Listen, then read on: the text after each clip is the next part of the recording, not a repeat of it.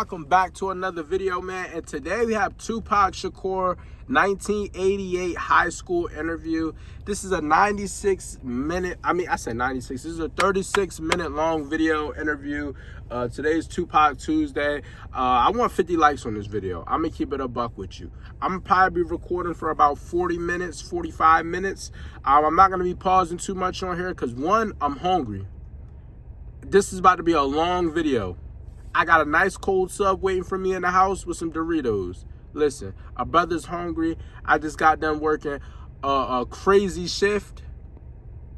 Then went to the gym afterwards. Our brother need to recuperate, you feel me? Shout out all the TUPAC supporters though, you feel me? June is his birthday month. What day is his birthday? SHAKUR already had, I wanna make June mainly about Pac.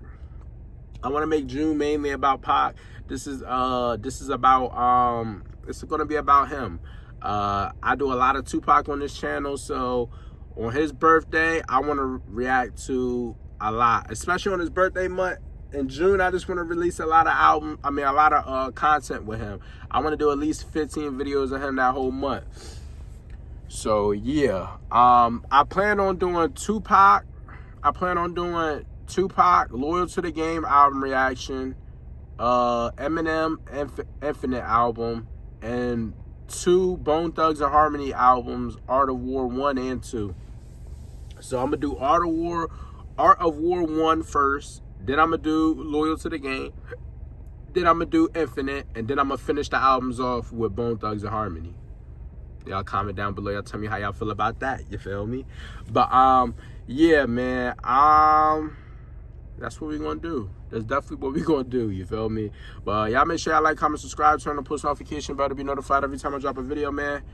50 likes on this video if y'all want more TUPAC content like this, want me to do the longer interview thing. I have a TUPAC playlist. A supporter commented down below their whole playlist, and it's kinda in order, so I'm just gonna react to these in order. I want to do the Sway interview, but that's like an hour long, so that's gonna have to be split up into like 3 parts, 2 to 3 parts, and that's like gonna take 2 to 3 weeks to do, you feel me? So I don't know, man, but yeah, we're gonna jump straight into it. We're almost 3 minutes into the intro, man. So yeah, let's see what the brother talking about. Hopefully the screen recording work, and yeah, man, let's see. Where you go to school? Are you rolling, Andy? Okay. Alright, that's okay. You can do that. You dress right. Brother got the juice box. And he said he's been a little chilly, so this is good for him. So somebody will enjoy it. He did. Okay. Anytime. Okay, my name is TUPAC Shakur, and I attend Tampapai High School, and I'm 17 years old. Okay. Do you like being 17? And it's like 17 is such a weird age. It's such a in the middle age. You're not 18 yet, and you're... Dang, the brother's 17 in this. He look exactly the same, just with hair. I'm gonna keep it a buck with you. I'm so glad the brother got rid of that juice box, though. That stuff looks ridiculous. The brother with hair, no. He looked more like Kobe, even more. You feel me? But at least Kobe, his forehead was booming. But Pac's forehead is booming. He got the natural shine, too. I'm going to keep it a buck with you. Hey, shout out Pac, though. You feel me? But he got the same mannerisms. It seems like he's never changed throughout his whole career. The brother never really changed. He got the same mannerisms, and he taught the same, act the same. You know how some people change with the fame? The brother didn't. older than 16, but I like it. It's nice. It's like a learning stage for me. Do you wish you could be 18 and when you get some more rights? Well, 18 will bring lots of responsibilities that I don't want, but it'll bring respect that I feel like that's the only way I can get it. You know, I try to be as mature as I can be and demand it wherever I can get it. But 18 is like, you're an adult. You like today when I had to sign the release form, I felt so bad because I couldn't sign it myself. I had to go and get my mother's and all that. The brother sounds innocent. I had to sign a release form. I couldn't sign it myself. My mother, she had to sign it. Like, the brother sounds so, like, he sounds so innocent compared to what I know him to turn out to be. Death Row Pac. Death Row Pac, I'm gonna say this. He was thug life before Death Row, yes. But the brother was America's Most Hated, America's Most Wanted, basically, like his song. The brother, it's like everybody was going at Pac, you feel me? And for him to come out swinging, as soon as he came out of jail, it was like he didn't want to hear nothing. It's just he came out swinging, and everybody's confused why they swinging. But you feel me? When you throw a rock, don't hide your hand, you feel me? Don't hide your hand. Keep throwing them. But 18 it's just society's way of saying that you're ready. But 17, like, I think I'm ready now, as ready as I'm gonna be in this world. But so it's okay. I guess 17 is all right. Do you think that you should be given more responsibilities, or that you have much more value than adults place on you because of your age? Well, the way that my mother brought me up is no lies, no, total truth. Everything is real in society. Everything. If something's going on wrong in the house, I know everything. So it was like I was given the responsibility before I wanted it, and so now I can't really differentiate what great responsibility is because I've had it for so long. So she taught me how to be ready for it, and so that's good. And I think it's good because I know that, and it's taught me that when you get out there, the responsibility is staggering, and I'm ready. I'm going to be a little more ready than someone who's grown up in Disney World, with Santa Claus is coming. And so, I think I'm growing up good, as in all sense of the word. I think I'm growing up and learning about responsibilities and everything. What do you think is the hardest thing about being your age? The hardest thing about being my age is proving to society that I understand what's going on. Like, not everybody, but frequently, teenagers are. It's like the brother is really thinking about what he say before he say it. It's like he really wants to make sure he articulate his words the right way before he say something wrong, you feel me? Or say something bad. He wants to make sure he say exactly what he wants to say. He got too much patience. I say whatever comes to my mind. I'm gonna keep it a buck with you. I might contradict myself a lot, but listen, I say what's on my mind. I'm gonna keep it real with you. Like, that's part of being real to me, saying what's on your mind. That's how you feel in the moment. So that's what I'm gonna go with. Shoot. That's how I feel. I don't care. Stereotyped in being loud music loving, girl chasing, car wanting, not caring about the world, cokeheads, drinking coke and smoking and being drug addicts, and I mean, in some ways we are. I mean, I chase girls and want the car and loud music, but I like to think of myself as really being socially aware, and not just socially aware as being trendy, being peace. Not that. I really think that that teenagers, they got a lot of responsibilities and a lot of burdens because, in fact, we're given a horrible world. We're given the gift that we're getting when we got to take over is horrible. They left us, they're leaving this world in bad shape for us to fix up. So I think that we deserve a lot of respect because, in the 60s, they changed a lot, and those teenagers were given respect because they changed a lot and they did a lot. We're given no respect, and we have to do a lot. I mean, the world ain't no secret, but the world is in bad shape. So we have to do a lot. We have to do a lot of good things. So I think we deserve a little bit more respect. And why do you think it is that adults don't give you the respect you deserve? Fear. They're scared. They're scared of watching us. I feel like, okay, what he about to say is they're scared to let seeing us grow up and become the new adults. I think that's what he's going to say. But me, I feel like adults don't give young kids the respect because they don't take us seriously. Like he said, they feel like adults probably feel like we don't know what we're talking about. Or we don't know what's going on with society. We care. It's just, we know. It's just we may not care as much as y'all because y'all been living through it. You feel me? We've been living through it too because we all live in the same world, but it's not affecting us. You feel me? So when it comes to politics and stuff and stuff like that, kids in this generation don't give a freak about who's the president. only until it affects us as adults. You feel me? Like, I didn't give a freak about no gas prices until I got a car, my brother. When I got a car, $45 to fill it up. Who? Lower them prices right now. I didn't care about Donald Trump until I didn't care about the presidency election and all that stuff until this year. I dang near cried when Donald Trump became president again. I'm gonna keep it real with you. I wanted Kamala to win, but I sat there and I watched it. I watched the whole live on TikTok about the stuff.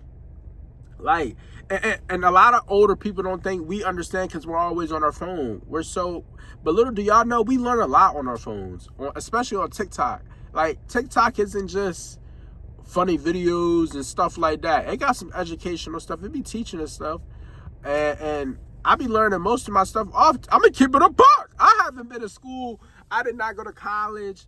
I didn't go to college at all. I graduated and I came straight to YouTube. I graduated 2021 and I started doing YouTube 2022. And you feel me? I learned way more on the internet than I have anywhere else, than I have in school. I'm gonna keep it a buck with you. Only thing I really learned in school was adding and subtracting. That's the only thing I can say they genuinely taught me. History, I learned history in school. It started off, but it was just the basic stuff. On the internet, it could be YouTube, TikTok, Instagram, Google, all that stuff got the answers for us. You feel me? I'm not gonna say believe everything you see on the internet, but you know, take certain things with a grain of salt. I'm just say that. Grow up, they're scared that when we get the power or responsibilities that we won't be able to handle it, and they're scared that well, I don't think in this generation, I don't think that a lot of adults put enough into their children. I'm glad my mother did, but I don't think that a lot of children are growing up lost in the sauce, and I think that they're scared because they're realizing it now. That I didn't teach him this, I didn't teach him that. Where did they learn it? Look at unsafe sex and drugs. And you can tell if you look at the statistics, they're staggering again. You know, and so I think unprotected sex in this generation, unheard of. I'm gonna keep it a buck with you. I know people that had kids at 16. I thought 17 was too young. That's what my mom had me. I thought 17 was too young. I see people getting pregnant at 15, 16. I know somebody that's 20 with 4 kids.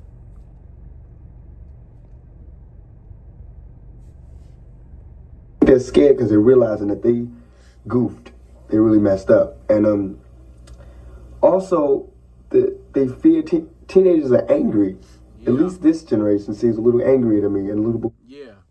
This generation is even more angry. I'm going to keep it a buck with you. We some YNs. I'm going to keep it real. We're demons. We're demons. Listen, we are demons. Like, if the YNs in this generation was to hang out with the YNs in the 80s, I think if it was a war between them two, I think this generation got it. We got Switches and Drakes. Y'all got Knuckles and Timberlands. Y'all got Knuckles and Timberlands. You feel me? Y'all got revolvers and stuff. I know that John got kickback. Listen, I know. But you ain't surviving no Drake. You're not surviving no Draco. You feel me? You could take a whole bunch of people in this generation from across the world. You could take some people from Alabama, Louisiana, BR. You could do Jacksonville, Florida. You could do LA. People in this generation versus 10 people from this generation versus 10 people in the 80s. We're coming out on top. I'm gonna keep it a buck with you. More rebellious and uninvolved, so they're scared because they're realizing that, you know, what's gonna happen when we get all these people in power. But also just because it's human nature to be scared to watch a child grow up, and you don't want to give him that yet. Well, what do you see as some of the major differences between being a kid or being an adult? I was funny. Being a kid, like my little cousin, Hiroji, he's 3, and everything to him is happy. The only thing that makes him unhappy is when things are over, when you turn something off and when the television goes off, when it's time to go to bed, or when he has to come in the house. Everything is over. That's bad, you know. And when you're an adult, when something is over, that's like, it's the opposite, you know. When it's over, is good, you know. You just, oh, I'm off work, it's over, you know. Exactly. Vacation, it's over. Oh, God, she's out of the house. My children in college, it's over. Oh my God. And so it's that difference. But, and children see things so great. If the world can, what happens is that adults complicate things, and children don't. As simple as this: the sky is blue, and adults want to go, the sky is blue. Why is it blue? Because birds and bees and everything wasn't meant to be analyzed. Yeah. And that's where a lot of problems came in, I think, and that's where I think kids are happier. Kids are definitely happier and more relaxed than adults. Do you think if We don't take things serious. Parents That's or what it adults is. had happier childhoods, they would be better off when they grow up? Yo, my sinuses is messed up, and I got the air on, because last time I didn't have the air on in this car. I was doing a Michael Jackson performance, and I was dang near sweating in here. So I'd rather be stuffed up than to be sweaty. I'm going to keep it a buck. I mean, like a lot of people say, if you have a troubled childhood, you lack self-esteem when you grow up. No, actually, I think it's, well, okay, from my mother's point, well, if you grew up happy, too happy, you know, like in fairy tale land, not fairy tale, I mean, if you grew up where, you know, every Christmas you got a present, and every birthday you got a present, and every holiday was a holiday, and everything was peachy, your parents took care of everything, and you just grew up. I don't think that prepares you for the world. You know, my mother had a really bad childhood, and my father had a bad childhood, and I had a bad childhood, but I love my childhood. Even though it was bad, I love it. I feel like it's taught me so much, and I feel like nothing... I love my childhood too. Even though I'm not proud of it, I'm not, you know, happy with how it went. I feel like the things you go through, it builds character. It makes you who you are today. And that's why I love life. I love going through things because it just builds character. It makes you who you are, makes you who you're going to become. And that's the best thing about it.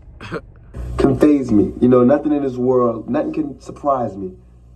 It might set me back, but only momentarily, only to spring back.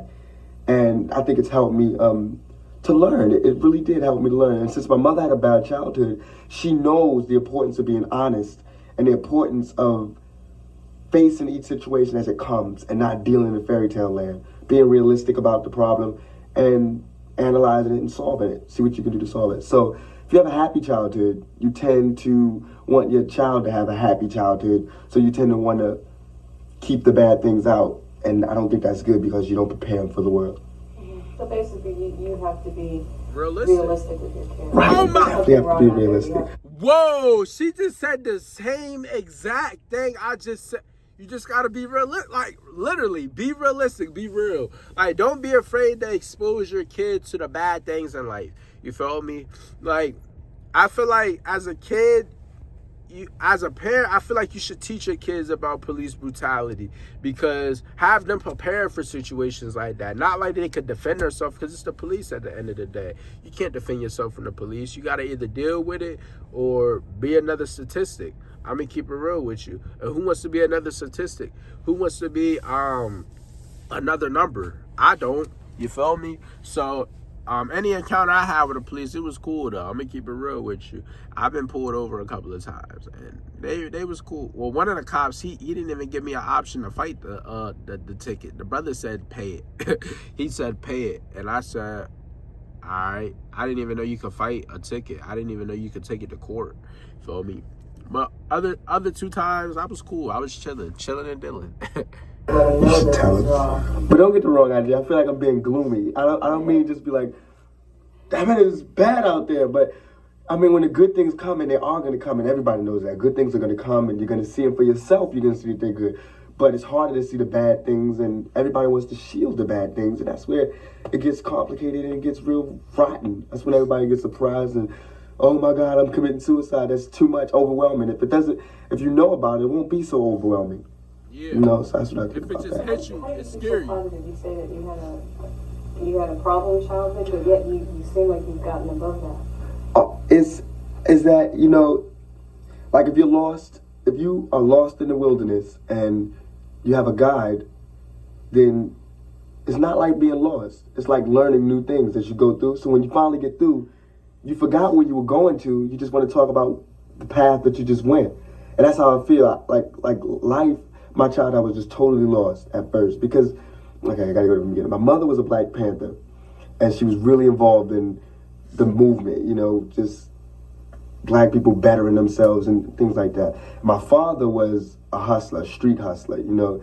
I think he, you know, sold drugs and everything. And how did they get together is beyond me. But he just saw her as a woman doing something, and like, you know. But so my mother and father both had bad childhoods, and I never knew who my father was. I met him, but he died, and that was horrible. But got over that. My mother it's like she actually did take me through life. You know, when I discovered some, first I rebelled against her because she was in the movement and we never spent time together because she was always speaking and going to colleges and everything. And then after that was over, it was more time spent with me, and we were both just like, you're my mother, and she was like, you're my son, and what do we do? So then she was really close with me and really strict almost. But now I can see how it paid off because, like, I could talk to my mother about drugs, I could talk to my mother about sex, anything. I can ask her anything and bring it up, and she'll go, okay, well, this is, and I can say, Ma, I'm really curious about this drug. And she'll go, I did it, and this is what happened, and I don't think you should. I mean, do you think other kids can talk to their parents as easily No. as you? No, I don't think so. Because I speak to my friends, and they're baffled. They're like, like, my friends can call my mother by her first name. That's a small thing, but it's a big thing to them because they could just come in the house and go, how you doing, Faye? And this is what happened at school. Because she speaks to them. She gives teenagers the respect they deserve unless they show that they're not worthy of that respect. And they like that. They really do like that. And they react well. That's why I have that philosophy about respect. Because my mother can I'm big on respect too. I would die and kill for respect. You feel me? I give all people respect until you give me a reason to not respect you. Basically what he said how his mom is. I'm big on respect. I don't play. I feel like all people deserve respect until they show you why they don't deserve it. You feel me? And I give chances. I don't hold grudges. I actually do give chances. Until you just keep blowing it. You feel me? I don't tolerate that. You feel me? Once you blow it, I'm like a pitcher. You feel me? You strike out 3 times, it's raps for you, buddy. Come on now. She's totally brilliant, totally understanding and caring. And she's human. I mean, she has mistakes, and we have our little tists, but I understand them so much. I mean, she'll be wrong a lot, and we can talk about it. So, but a lot of kids can't talk to their parents about drugs because their parents don't trust them to make the decision, so they make the decision for them. And a lot of kids can't talk to their parents about sex because they don't trust them. They think, oh, he's talking about sex, he's out there doing it. So they don't trust them in that, you know? So, plus their parents are just like beat red as soon as you bring up the word fornication. But my mother's totally just, I was scared at first, but I just brought it up one day and we spent hours talking about drugs, sex, and society, and 60s and 70s and 30s and everything. I mean, she probably talked to you about it because she probably thought you were interested in, like, her movement, you feel me? It was more so like learning about the world, speaking the real. Black Panthers, they seem to be all about speaking the real, all about, you feel me? Just teaching the real. And that's tough to me. Like, in my opinion, that's tough. That's how I would raise my kid. I would raise my kids to know the real before any man can hurt my daughter or any woman hurt my son. I want to tell them about what could happen, what stages of life you may come to. You feel me? I'm gonna hit them with the listen. Yeah, you're gonna find that person that you just love dearly, but they're probably gonna leave you. They're 90% chance they're gonna leave. You're not gonna be with a girl. The first girl you date is not gonna be the one for you. And you know, my kids probably might not want to hear that, but it's the truth. And they might not want to hear it because they might take on my genetics. I love love, you feel me? I love being in love. I love love. I've been through a lot with love. So it's like just spitting the real, just telling them like, you may be depressed. You may. You feel me? And I'm always here for you if you ever hit that stage. You feel me? I feel like all people has hit that stage of depression. And I feel like we all been to the same level of it to the point where we wanted to, you feel me, go through with it. But, you know, when you go through that type of stuff, it builds character. It lets you know, like, okay, I've been through this before. I can't and I won't allow myself to go through that again. You feel me? If that makes sense to y'all, like, what he said makes sense to me. It's tough. It's nice. It's nice. And we just get along really good. So you consider her like a good friend? Yeah, a really good friend. But she's still my mother. I mean, I still, like last night I came home at 2:30 and she went, you can't come home that late anymore. And I was like, it's the weekend. We had an argument about that. But also it's things that, you know, like, I mean, we talk about things. You know, do you think you should be punished? And I explain it to her. And I really get to talk to her. So she's my guide through life. So I'm really enjoying myself, but it's just that everybody doesn't think like us. So society, I mean, poverty it's no joke. Being poor and having this philosophy is worse because, you know, if money was nothing, if there was no money and everything depended on your moral standards and the way that you behaved and the way that you treated people, we'd be millionaires. We'd be rich. But since it's not like that, then we're stone broke. We're just poor because our ideals always get in the way. Since we're not yup people, and we're always, wait a minute, let me think about that, then people tend to go, nope, I guess I don't want you for the job, and I guess you just won't, you know? And so that's the only thing that I'm bitter about, is growing up poor because I missed out on a lot of things. Still growing up poor, you know, I miss out on a lot of things, and I can't always have what I want, or even things that I think I need. So I missed a lot of things like that. But I know rich people or people just well off who are lost. So I feel like my mother made a lot of decisions in her life. And that's what we always say. She could have chose to go to college and got a degree in something and right now been well off. But she chose to analyze society and fight and do things better. So this is the payoff. And she always tells me that the payoff to her is that me and my sister grew up good and we have good minds and everything, and we're ready for society, but we just didn't have money and we didn't have the things like that. So that's the only bad thing, I think, is poverty. If I hated anything, it'd be that. What do you think is one of the most important things that your mother taught you? My mother taught me 3 things: respect, knowledge, search for knowledge. It's an eternal journey. That's like my haircut, the line. 360 degrees, find knowledge, always. And she taught me to not be quiet. If there's something on my mind, speak it. That's what that was the breath. She always taught, but also to listen. And she told me this little joke that God gave you 2 ears to listen and 1 mouth to speak. 2 ears and 1 mouth. Common sense. 1 mouth, you should speak, but you should also listen. And that's where the knowledge comes from, listening. And once you get the knowledge, then you can speak. You gotta listen twice as much as you talk. You feel me? Listen twice as much as you talk. You can only talk out of 1 mouth. You can listen with 2 ears. You gotta listen more than you talk. And that's why a lot of people be getting in situations they got no business getting into. You feel me? You gotta listen more. You gotta think before you do. Listening comes with thinking. You feel me? And then once your thoughts are once you start thinking and your thoughts are thoughts, then you start speaking them, because you can't hold it in no more. And it helps you. So she taught me respect, knowledge, and understanding, mostly, you know, just listen. Do you think more parents should listen to their kids more? Yes. Definitely. Oh, definitely. Definitely. But not being a yup parent. Like yup people, you know, just not being, oh yes dear, I understand, yes you can go to the party. That doesn't help.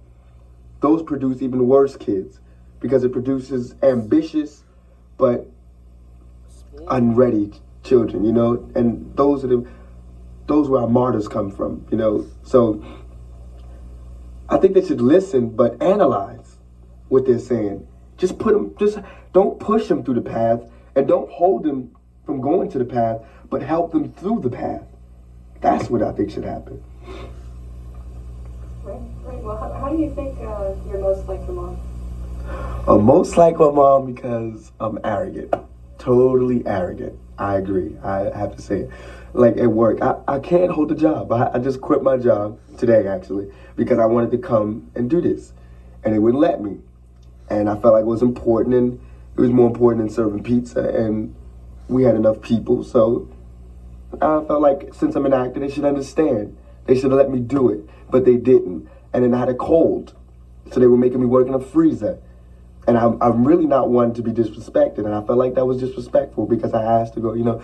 So I quit, and he told me I couldn't quit, and that even made me hyper. I'm arrogant, so when he told me I couldn't quit and we had all these customers, I chose that time to jump on a soapbox, grab my leather jacket, light a cigarette in front of him, smoke, and leave in the middle of a rush.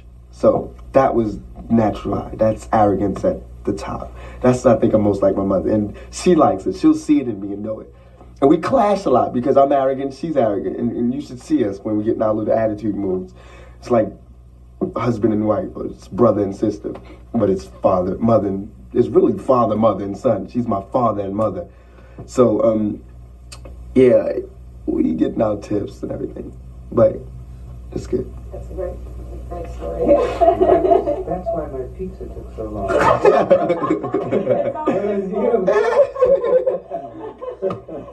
It was me, I admitted. Okay, well, you were saying how much you like her. How are you most unlike her? I'm most unlike my mother because, that's a crazy question.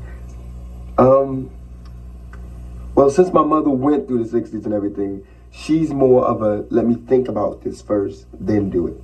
Because I know about how that happens.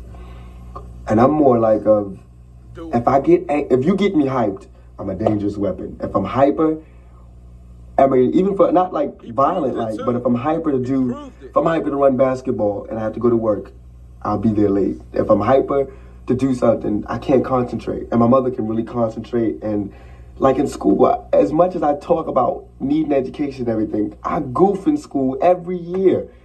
It's just I can't help it. I like popularity and I like being around people, and I just like, talking and everything. And my mother's more of a get this done and then do that.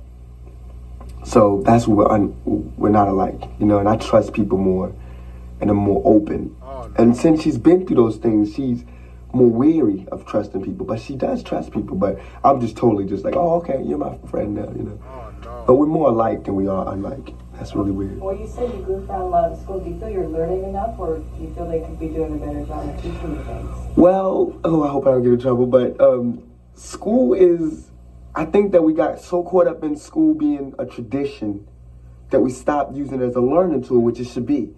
Like, up to this day, I mean, school should be, I think there should be a different curriculum in each and every, neighborhood, Because I'm going to Tamalpais High, and I'm learning about the basics, but they're not basic for me, and it's like, they're not, to get us ready for today's world, that's not helping. It's just what they took, so it's what we're gonna take, and that's why the streets have taught me. And but school is really important, reading, writing, arithmetic. But I think after you learn reading, writing, and arithmetic, that's it. But what they tend to do is teach you reading, writing, and arithmetic, then teach you reading and writing and arithmetic again, then again, just making it harder and harder, just to keep you busy. And that's where I think they messed up. There should be a class on drugs. Yes. There should be a class on sex education, a real sex education class, not just pictures and diaphragms and unlogical terms and things like that. There should be a drug class. There should be sex education. There should be a class on scams. There should be a class on religious cults. Yes. There should be a class on police brutality. Yeah. Oh my goodness, the brother's hitting it on the spot. What are we really learning in school? The brother just said we're learning the same thing in school, just at a different level, at a harder extent. You feel me? Like, we're learning how to add in kindergarten, multiply and subtract in first grade. Second grade, we learn how to divide. Whatever grade is next, I forgot where I left off. Third grade, we multiply. Come on. Obviously, we're not doing that at that early age, but we learn how to write in kindergarten. We learn how to color in kindergarten. First grade, we learn how to write. Like, come on now. It's like we're doing the same stuff, but at harder levels each time. And that's not really helping us learn anything. Yeah, it's helping us how to do with numbers, but we're not learning the real world. We're learning the basic stuff. Who goes to school for 12 years just to learn the same old stuff? And we fall for it every time, and then we pay for it in college. Why are we not learning the reality of life? School is supposed to prepare us for life, not teach us. Like, we're just learning about how to count money, basically, how to work with numbers. And some people still are dumb with numbers. I'm gonna keep it a buck with you. Come on, when it comes to money, I know it all. There should be a class on apartheid. There should be a class on racism in America. Yes. There should be a class on why people are hungry, but they're not. Their class is on gym. Exactly. Physical education. Let's learn volleyball. Because one day we're gonna, it's good though. Their class is like Stay algebra. healthy. Where I've yet to go to a store and said, can I have X, Y plus 2 and give me my Y change back? Thank you. I think you could let me out. I've lived alone by myself, and the things that helped me were the things that I learned from my mother, from the streets, and reading has helped me. I mean, school has taught me reading, which is I love reading, writing, and arithmetic. That's it. Like foreign languages. I think they're important, but I don't think it should be required. Yeah, it should. Because actually they should be teaching you English and then teaching you how to understand double talk, politicians double talk, not teaching you how to understand French and Spanish and German. When am I going to Germany? I can't afford to pay my rent in America. How am I going to Germany? This is what I mean by the basics and not the basics for me. And I think that it should be like college. You can go and take the classes that you want. And I think that like elementary school should be that way, where they give you the classes you should take for the basics, and then junior high school and high school should be the classes that you need in order to choose your path. So do you feel like schools are not really listening to the kids' needs? Definitely not. Needs? Definitely It's not. just kind of a place where you go to, but it's become such a tradition. They're not even concerned if you're learning. It's just something you have to do. It's just a place you go during the day to keep you busy while they're at work. Yeah. While they're at work, that's exactly what it is. Are you ready to work now? Are you ready to get like a regular job, or do you? Yeah, I've actually been working already. Like I've been going to school during the day, then I work 8 hours at the pizza place, then go home. And isn't it like 40-hour a week? That's what adults work, right? And that's what I'm working, 40 hours a week. I'm still not getting the respect that adults get, but I don't want to keep saying like I'm worried about respect and fame and all that. I'm just saying that, ancient civilizations have survived without going to schools like this.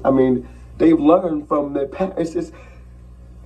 We're not being taught to deal with the world as it is. We're being taught to deal with this fairyland, which we're not even living in anymore. Exactly. And it's sad, because I'm telling you, and it should not be me telling you. It should be common knowledge. Aren't they wondering why death rates are going up and suicide is going up and drug abuse? Aren't they wondering? Don't they understand that more people are? More kids are being handed crack than they're being handed diplomas. It shouldn't. Okay, in school we're learning to analyze, and then, I learned it. Now they should relearn it. I think adults should go through school again. I think that. I think that rich people should live like poor people, and poor people should live like rich people, and it should change every week. And we'll have the best rounded people. We'll be able to deal with people. Everywhere. Look at civilizations. Look how we grew. And I think we need to learn from our mistakes and stop just going through emotions, which we're doing now. It's like we're waiting for some big button to be pushed or something like that. Can you do anything about that, TUPAC? What can you do when you grow up, right?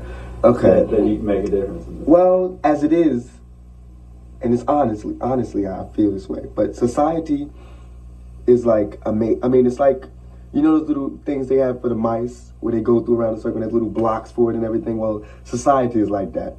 They'll let you go as far as you want, but as soon as you start asking too many questions and you're ready to change, boom, their block will come. And for me, and I hope this doesn't start anything, but for me, since living in a slummish area and I'm black, mine will come through being a statistic. You know, I'll get caught up in all of this, and one day I'll be with my friends and they'll go, let's go out party. We don't have a car. Let's steal a car. Forget it. You know, let's just borrow a car. We'll steal a car and I'll go to jail for 16 years and come out and be bitter. Knowing all of this, saying all of this, but be bitter, you know? And it should be, I mean, like the past elections, watching Jesse Jackson run and watching Dukakis run. Those two people, Jesse Jackson and Dukakis, two people who I thought were going to, there it is. I said, all right, finally we're going to get a better America. But what happened? Bush won. I couldn't believe it because every time I asked people, who would you have voted for? And they're like, it was Dukakis. But how did Bush win? I keep wondering. And then this makes me rebel more against society because it's supposed to represent the people. I don't want Bush in government. Yeah, they don't give you who you need. They give you who they want. You feel me?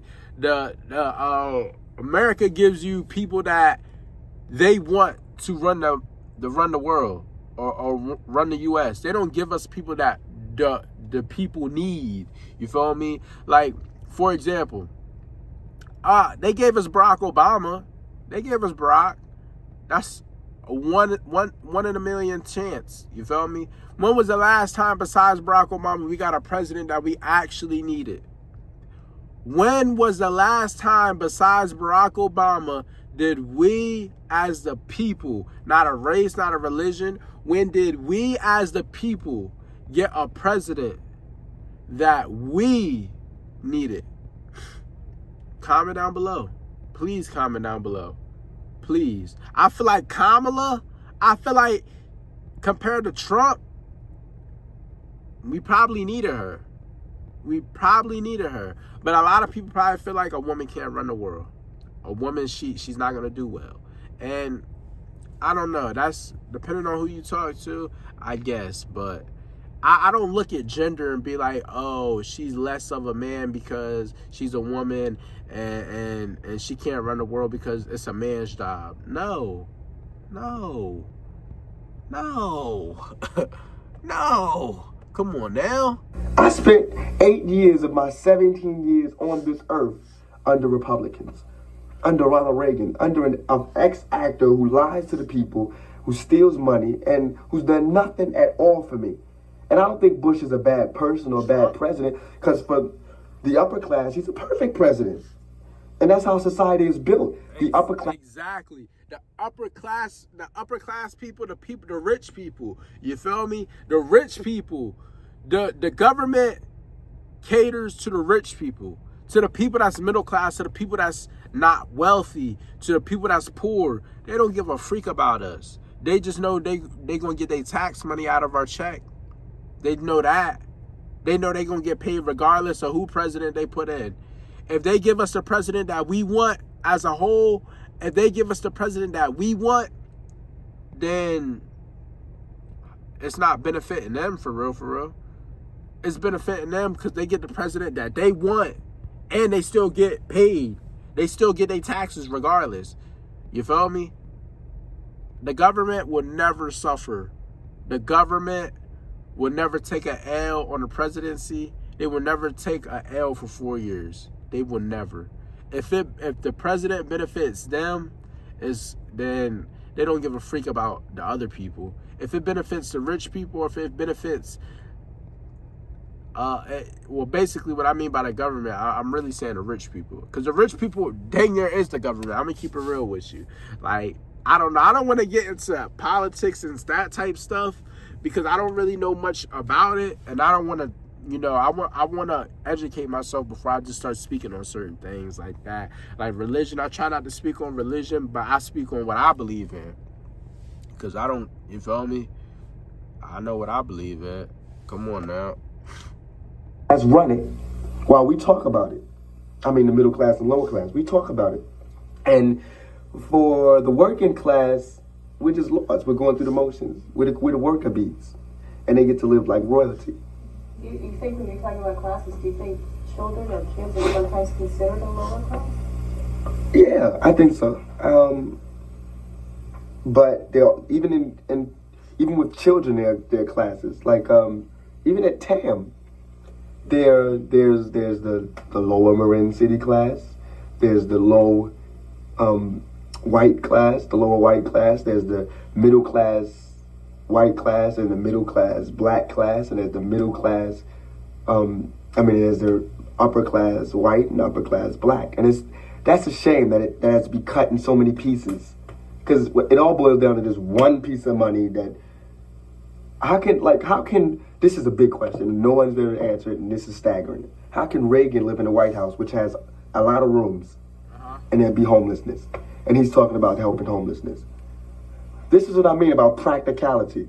Either this. Exactly. Why do you have a White House and it's only probably a husband and a wife and maybe 2 kids? It's 30 rooms for a family of 4. Lord have mercy. It's 20 bathrooms and 40 rooms. It's only 4 buttholes and 4 pee holes in that house. There's 8 holes in that house. 8 holes in that house. And it's 20 bathrooms. I'm just talking. I'm not saying those numbers are accurate, but I'm just saying. Someone homeless in Washington, D.C. If there's homelessness and he has the White House, which has 1,000 rooms, why can't he take some of them people up the street and put them in his White House?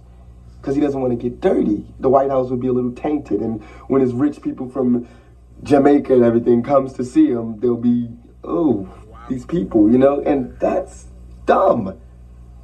He wants to build houses and everything. Let him stay in the White House. All those rooms are not being used. Then he'll have people from the streets to help him make with his ideas.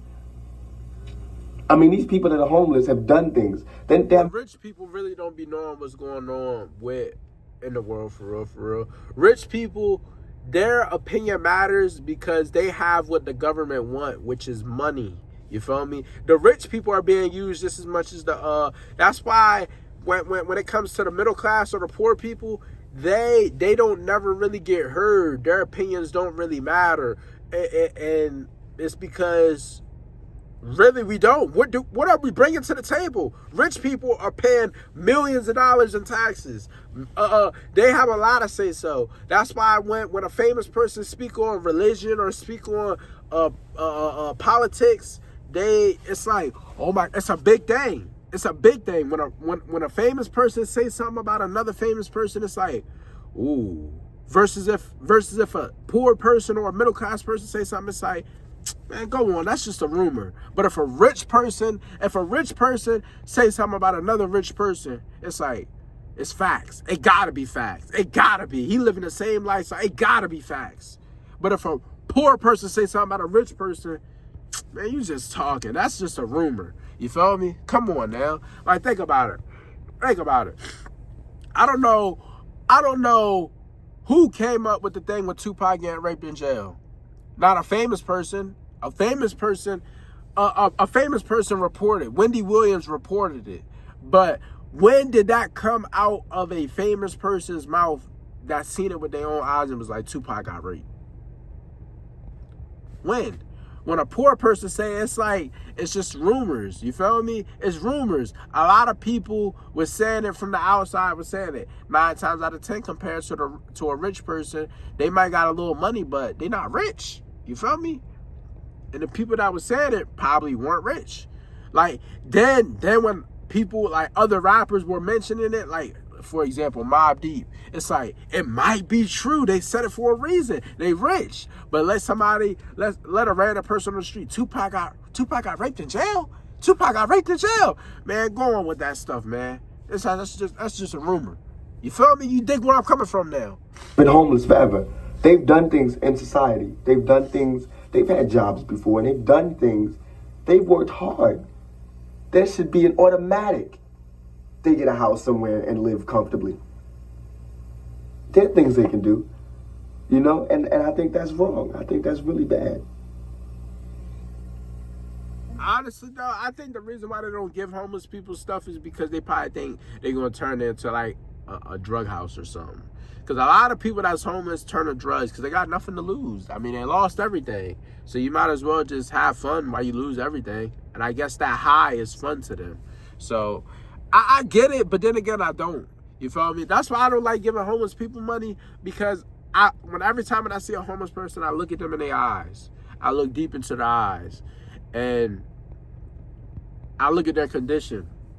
And maybe this is wrong because I'm judging them. I don't give to homeless people. Now, if they let me buy them food, that's different. If I be like, let me go buy you some food, and I know I'm spending my money on something good, versus giving them a $5 bill. What are you going to spend this $5 on? Drugs? Or are you about to actually go get you a sandwich and some fries? In this generation, you can only get a sandwich with that, a McDouble. Go get you a McDouble. Go get you 2 McChickens for $4. You feel me? Come on now. Yeah. You're very interesting stuff, but you're also entertaining at the same time. Yeah, that's fascinating. Like you're in the right field, I think. Yeah. I mean, it's very insightful, but it's also like we're getting a kick out of one. What? Give me you like last year you were in New York? Yeah. Where? No, last year I was in Baltimore. The year before that I was I spent 3 years in Baltimore, my high school years, going to the School of Performing Arts. Then, before that I was in New York. That's where I grew up. That was my totally growing up part. We moved out of New York because because of my mother's choices, you know, and she couldn't keep her job because of her choices, because it was too much. Yeah, no, she was calm now. I mean, it was totally calm, but it was like they figured out who she was. Yeah. And she couldn't keep a job. That should be illegal. So she lost her job, and of course we were like stranded in New York. And yeah, so we're stranded in New York. So we moved to Baltimore, which was total ignorance town to me, because it was just like, I mean, in Baltimore, it's just ignorant. It gets me upset to talk about it. Baltimore has the highest rate of teenage pregnancy, the highest rate of AIDS within the black community, the highest rate of teens killing teens, and the highest rate of teenage suicide, and the highest rate of blacks killing blacks in Baltimore, Maryland. And it's still like and this is where we chose to live. So as soon as I got there, being the person I am, I said, no, I'm changing this. So I started It's still like that. You know what they give us in reward? A barrel of crabs. That's all they do. That's all they do. They see us killing each other. Oh, let's get some blue crabs. The freak! Stop the Killing campaign, and safe sex campaign, and AIDS prevention campaign, and everything. And then I came back, and I felt like I did a lot of good. I did good things and everything. Came back. The second week I was in California, I got a call, and 2 of my friends were shot dead in the head. 2 of the friends that were working with me shot dead in the head. And it's just like, why try? Because this is what happens. But I still try, you know? And I came to California to escape that violence that I escaped New York for. Then I went to Baltimore, escaped Baltimore for, came to California. Come to Marin City, and there's skinheads violence. There's racial violence, which I deplore. I can't stand racism in any form, shape, or color. I can't stand it. So what I did was I talked to people and everything, and what happened was TAM is really integrated. So there was a party, and it just happened there was a white girls party, and everybody goes. It doesn't matter. And there's racism, but it's not like that. You know, we understand each other, and we're children, and we're able to talk to each other about it. So everybody went to this party, and I was working, and I was going to go to the party right after I got off work, me and my friends. So we got off work, we're on our way to the party, we're laughing and joking, just going through, and we see our friend Jonas, who's white, and he's telling us there was a fight at the party. And I was like, what happened? He said the skinheads came and called the black people niggas and made them, said they had to leave, and of course there was fight. I was like, oh my God. So we were sitting there, they went home, we were sitting there talking and everything, and me and my friends was like, this couldn't happen in the 60s, you know, let's figure out what to do. And you just said, I know, we'll start the Black Panthers again. So we're starting the Black Panthers, but we're doing it more to fit our views, you know, less violent and more silent, you know, more knowledge to help. You know, what we really want to do is get the pride back in the black community, because I feel like if you can't respect yourself, then you can't respect your race, then you can't respect another's race, then you can't respect, you know, it just has to do with respect, like my mother taught me. So what we're doing is starting the Black Panthers again in Marin City, just getting first teaching pride, and then teaching education, and then we'll see where it goes from there. And also as a defense mechanism for the skinheads, because that's wrong, and I hate to feel helpless. And so skinheads hate black people, and I'm gonna be there. I have this vision of just us growing and them decreasing, because that's how knowledge works. It's contagious, you know. And so, if there was war and peace, peace wins out. So I just want to form it and let it work. And I know the skinheads are gonna go like this.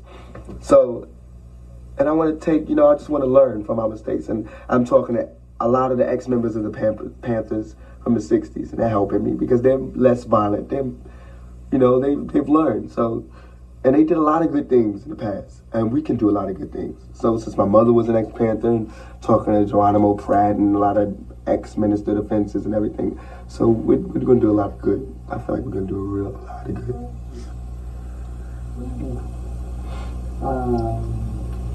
Anything you feel like you wanted to say that you didn't have a chance? I don't know. I know as soon as I walk out, I'll go, oh, God, I should have said that.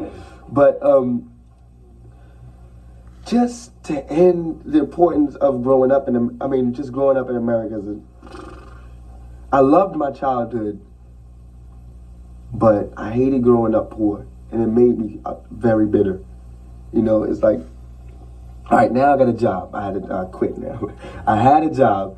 And just today I got paid, and I had money in my pocket that I worked for, and that the greatest feeling, that I worked for. I'm just getting a job and I'm working and everything, and that feels good. But I'm still poor, my family is still poor. I'm still living in a poor neighborhood. I still see people poor. I still see things that, like, society, this is supposed to be a melting pot, but no one's learning from the other's mistake. And that's where the tragedy comes, because if we were all open and everything, we would learn from, like, in Marin City, I've seen already deaths. This lady slashed a man's throat because he spit on her kids, and I've seen... That's a reasonable crash out, though. Come on. Teenagers fighting last night over girls, and I've seen guys speak to women with this much respect, and I deplore that. My mother's just I grew up, my mother raised me, so I have this much respect for women, and I fight often because of that, and it gives me a lot of friends. The brother definitely did change. I get a lot of friends but I get a lot of friends because I have respect for women, ultra respect for women. But then, like, I was liking this girl in Tam, and I'm extra nice, extra gentleman. I'm extra just like, oh, you're beautiful and you deserve the best. And she told me I was too nice. I couldn't believe it. It wouldn't work because I was too nice. That was the ultimate stab in the back. So I went through a week of just going, forget it, I'm just going to be like them. Because they seem to get the girls, and they call girls the B word, and they smack and beat, and they're getting girls, and I'm going, peace, and I think you're beautiful, and they're going to me, well, I like him because he's masculine. I'm masculine. And with the guys, I'm trying, and like yesterday he was cursing, and I was like, don't curse, and he got mad at me because I told him not to curse. But my plan is that if I keep telling girls not to let them call you these names, and if I keep saying it, it's going to catch on, because the girls won't allow them to be their boyfriend if they're going to speak to them like that, and they're going to want me. So in order to not get them to go with me, they're going to have to change, and that's how they change. So I'll be the scapegoat, no problem, as long as it changes. So, yeah,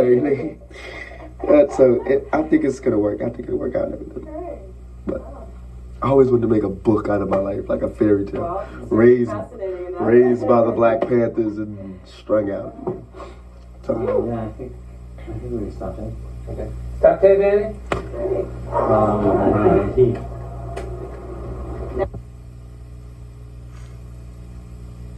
Alright, man, that's the end of that video. And it looked like, it looked like the screen recording worked.